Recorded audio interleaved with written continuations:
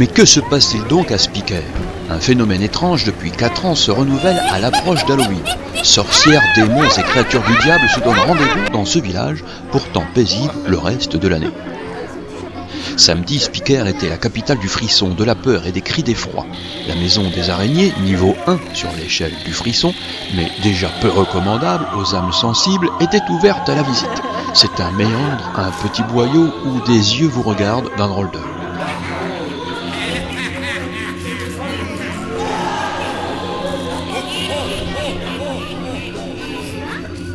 Pour l'occasion, la maison des sorcières accueillait les visiteurs. Un endroit pas très rassurant où, à bien y regarder, tout est assez étrange, comme ce coffre qui soudainement prend vie ou ce plumeau qui tremble quand on l'approche. Parfois, ce sont les visiteurs eux-mêmes qui sont étranges.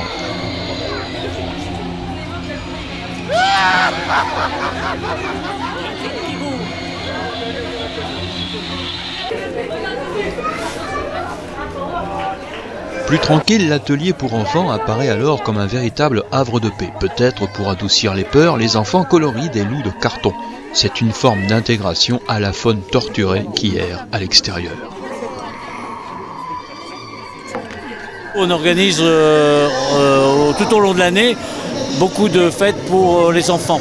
Et au départ, c'était surtout pour les enfants qu'on a voulu faire Halloween. Seulement voilà, Halloween, c'est aussi une affaire de grands. Les parents redeviennent des enfants. Et on s'aperçoit qu'il y a énormément de parents qui vont avec leurs enfants et qui les poussent même devant pour pas être eux trop surpris.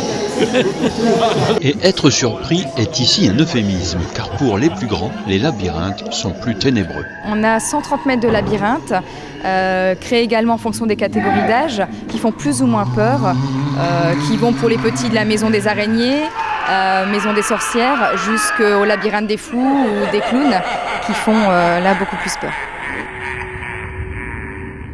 Ça nécessite beaucoup de travail en amont. Donc beaucoup de bénévoles viennent nous aider pour la création des labyrinthes, pour imaginer les décors, mettre en place. Les visiteurs de ces labyrinthes sont les revenants, parfois d'une frousse clownesque. Donc on est pris à notre propre jeu et on innove chaque année dans les labyrinthes, les spectacles, etc.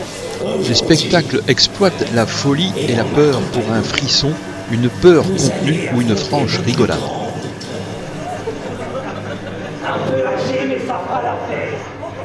Allez, vas-y! Enfants et adultes auront partagé, affronté le temps d'une journée les mêmes appréhensions de franchir des portes, d'avancer dans des labyrinthes aux 1000 surprises sensorielles, visuelles et sonores. Les cris, les bruits, les décors improbables créent l'angoisse et fichent la trouille, non d'une citrouille.